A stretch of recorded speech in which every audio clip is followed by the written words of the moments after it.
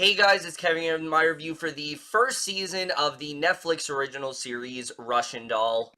And what Russian Doll is essentially about is we center on the character of Nadia. She is having her, I believe it's her 36th birthday party, and everything seems to be going well. All her friends are there and things like that. However, she ends up, at the end of the night getting hit by a truck, and after this happens, she starts to relive the same day over and over again, the same night. It's not always necessarily the same day, though. It's always the same 24 hours from, when she dies. And basically, the rest of the show is her trying to figure out what's really causing it, how she can break it, but also try to deal with some personal burdens of her own. And that's really all I'm going to say.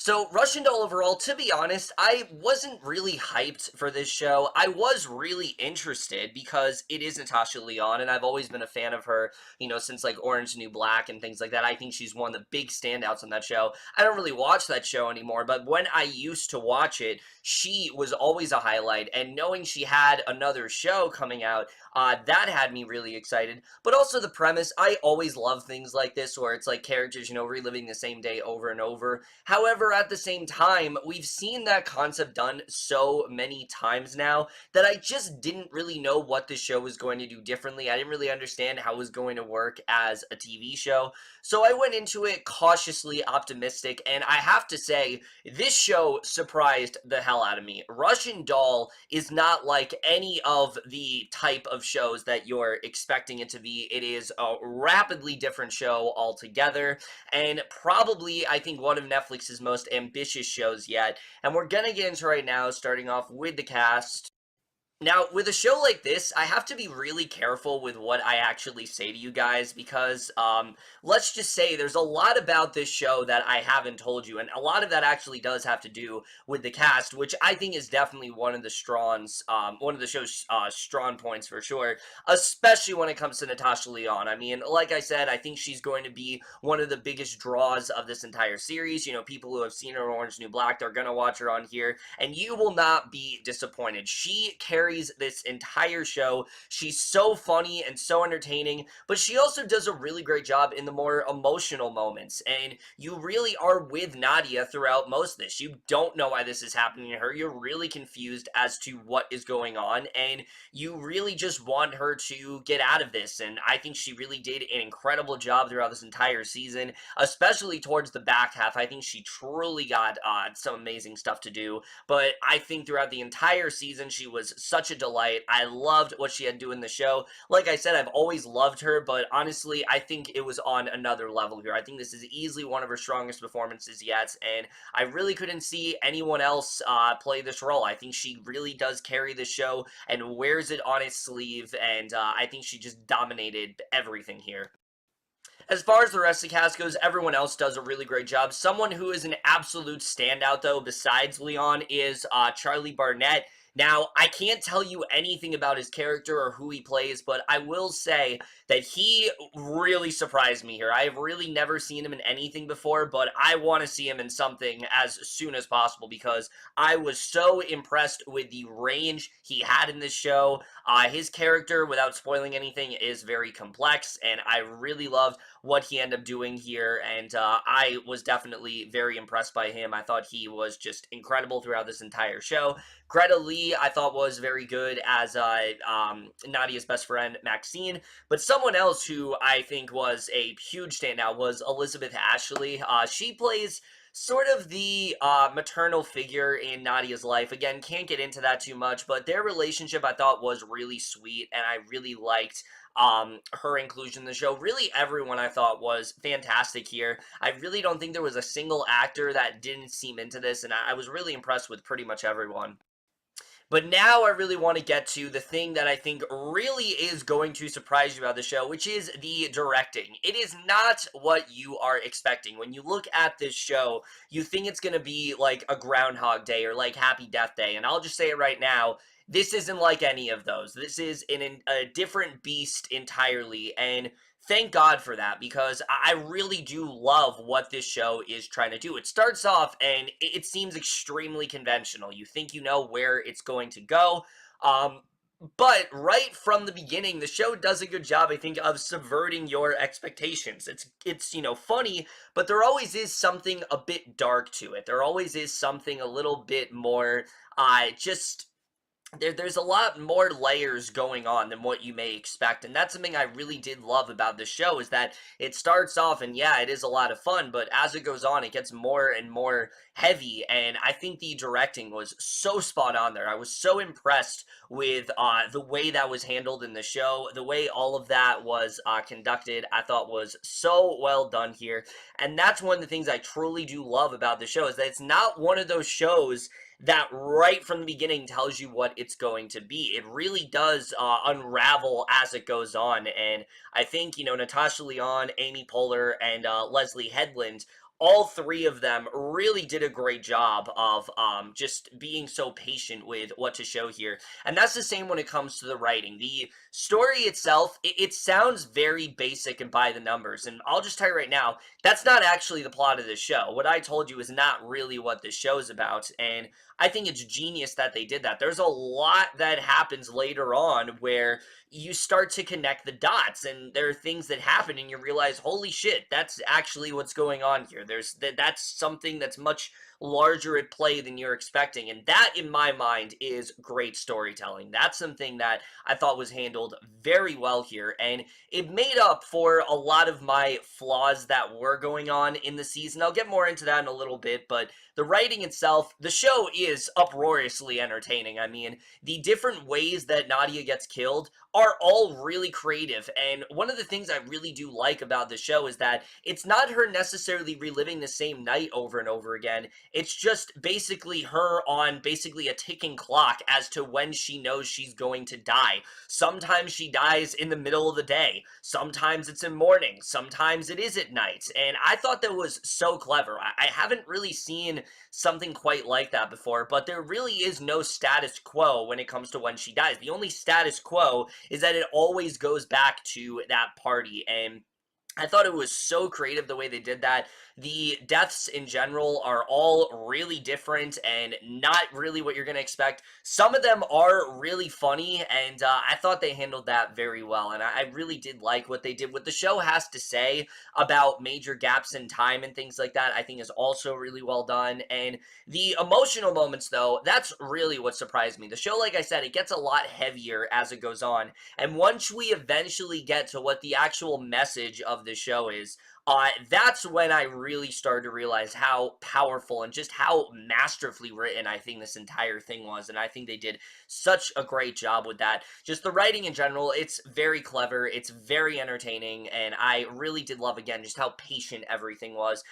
The style to the show as well, the look of it and things like that, it has a very distinctive look, especially when it comes to, how routine things are becoming for Nadia. I thought they did some really good visual gags and things like that, especially one towards the back half of the season, the penultimate episode, that I thought was so profound, and I was not expecting them to go there, but it was such a great sort of motif that they were doing, and that's something that I really did love a lot. I thought the editing was really good.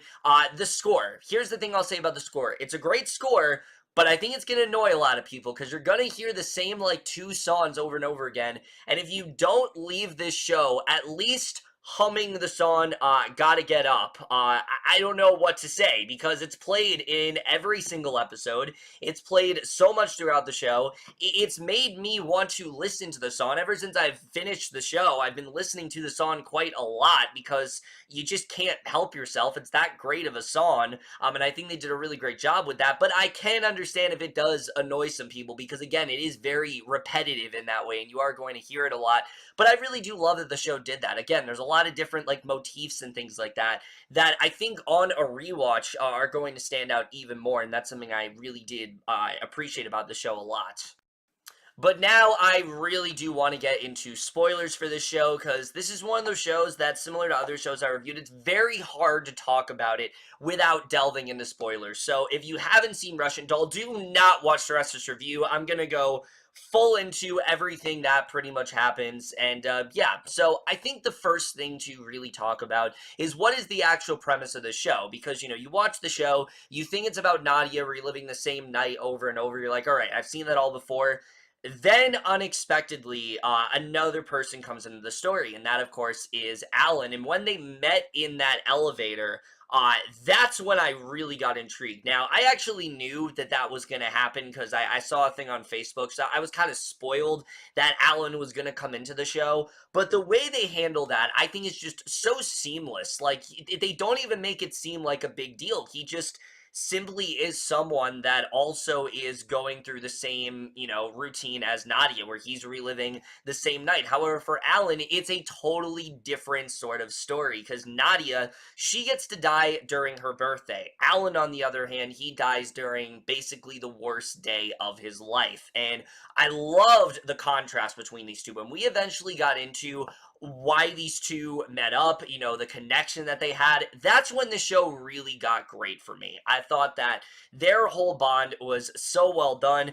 I loved when they were trying to figure out how they were connected, just something as seamless as just them being at the same like bagel shop or something like that. I thought was really creative, and I really did love that a lot. And then there's that moment where, throughout the whole show, we're trying to figure out what's really going on with Alan. How are these two connected? Then he reveals that he killed himself. And that's kind of what started this chain reaction, essentially. That's kind of what got them here. And I thought that was such an incredible moment. I mean, the fact that we didn't even know that, I loved. I love that we didn't know that he was suicidal. I mean, there were always signs for sure that, like, this was a guy that didn't really care that much about himself. But that really does connect all the dots together, and him trying to fix things with his girlfriend and things like that. I mean, all of that is so well done. And again, you're thinking maybe this is it. Maybe they're finally going to get out of this. But Alan's inclusion in the story also, I think, retroactively fixed one of my biggest problems of the season, in that while I was enjoying Natasha Lyonne, I didn't really feel like we were learning a ton about Nadia, because it was a lot of the same things. Like, sure, she'd have some riffs with her friends, and, she'd go to Elizabeth Ashley's character and she'd try to get more of a handle on what's going on, but we really weren't learning a lot about her. And then the last three episodes come, and we start to understand, like, why she is so closed off, what's actually going on with her. And it's because of the death of her mother, something that she has very much blamed herself for. And that's why she is very bitter in life. That's why she's not really the greatest person, because she is very closed off in that way. And she wishes that she was the one that had died. And that was an amazing moment where she finally gets to sort of put that aside, realize that she shouldn't blame herself. And it's like that weight is lifted off her shoulders. And especially the penultimate episode, when things start to get really fucked up and certain people are disappearing, she keeps having those visions of, like, her younger self. That was amazing. And her confronting this thing that has really been on her mind for a while, but that she hasn't really dealt with till now. I love seeing, and I love the moment where she finally gets that closure. Her younger self, she basically, dies, and you think, oh, maybe this is the last time. And I thought that was so well done. You think maybe this is finally going to be over. They're finally going to be able to break the cycle of what's been happening to them. And then, of course, we get to the finale, and that's when they really brought the point of the show home. The show is not about Nadia and Charlie. I keep saying Charlie because the name of the actor is Charlie. Nadia and Alan dealing with the emotional baggage that the both of them have, and trying to sort of confront it, and hopefully, end it once and for all, and finally put those sort of fears and all of their sort of insecurities to bed, and try to move on with their life. It's about how these two really do need each other, and how if they hadn't have met, nothing really would have changed. And we see that so well.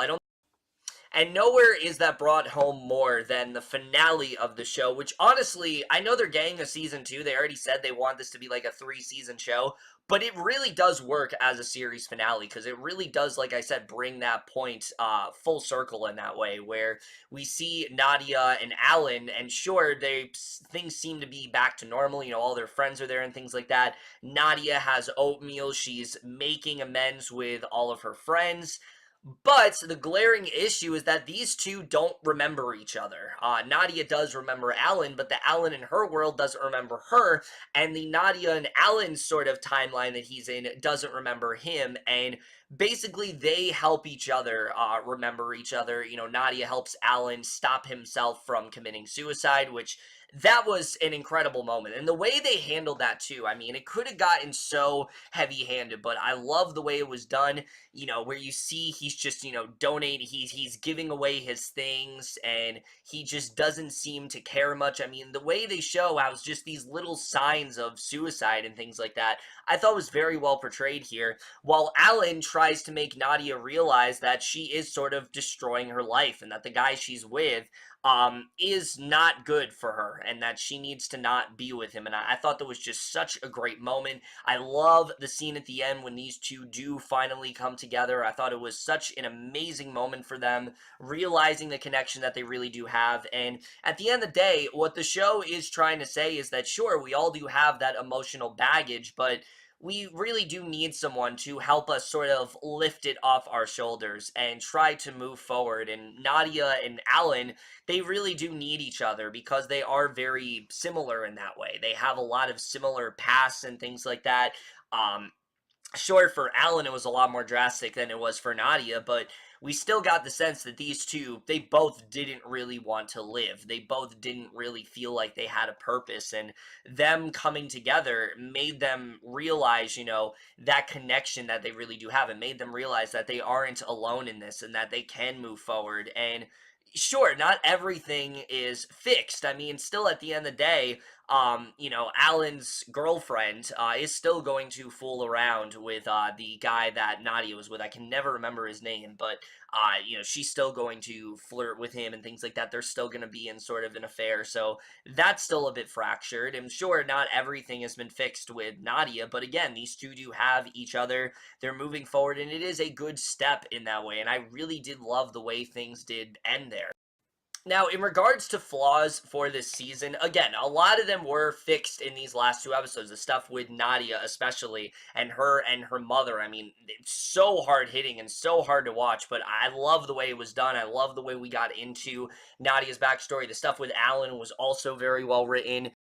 Even Elizabeth Ashley's character, we really got into her more. We got more into their relationship, that essentially the reason why she is more of a mother for Nadia is because she just was more, you know, she was much more qualified to take care of her. Unfortunately, Nadia's mother, she was just really unfit and she wasn't very stable. And Elizabeth Ashley's character was just a much more viable option that way. And it really does recontextualize that relationship that those two have. And I really did like the way that was done.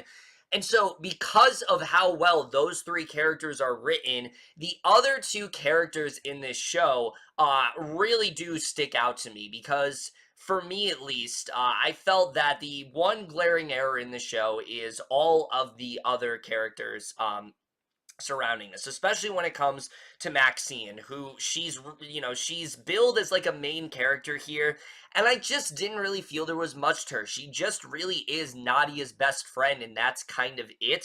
And I kind of felt like they could have done more with her. There's that other friend that Nadia has that is a lesbian, and there's that great scene where she's telling her, you know, you should get a dog, and I'm sorry for saying that. And I kind of wish that they would have given Maxine that arc, because Maxine is a very important, you know, character, and I just didn't really feel like she was that big of a deal here. It didn't really seem like much changed in their relationship, honestly. It felt like they kind of ended things in the same place that they started, and maybe they'll get more into that in season 2, but I did not really feel like Maxine was really that big of a part of the show.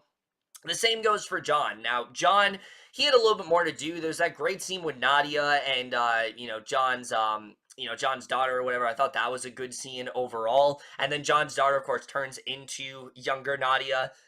Great stuff there, but I didn't really feel like at the end of the day there was a lot going on in that plot line either, and that really is the one thing that I think holds the show back from being something that is truly masterful. If it hadn't been for those two characters, this would be like an A or A plus easily. But overall, this show impressed me immensely. It was much better than I was really expecting it to be. It does not go into the conventional direction you're expecting it to. Natasha Lyonne, I think, just carries the entire show. It's a show that, again, it's not going to be what you're necessarily expecting, and I think at the end, if you stick with it, if you know where it's going to go, stick with it, and I think it really is going to surprise you in a much more effective way than you really are expecting. It's a hard watch for sure, but it is one that is highly recommended, one that I just don't think is getting talked about enough. It's definitely one of Netflix's, I think, most complex shows yet, and one that I'm very excited to see where they do go in the next 2 seasons for sure. They've already announced that they're planning on doing 3 seasons, and considering the way things did wrap up, I'm excited to see where else they can really take this show. But like I said, I adored pretty much everything about this show overall, and I'm definitely going to give Russian Doll Season 1 overall in A-. But that's really it for my review of the first season of Russian Doll. Let me know what you guys saw of the show overall, left your thoughts, and we'll see you guys in my next video, and we'll see you guys for that. Okay, bye.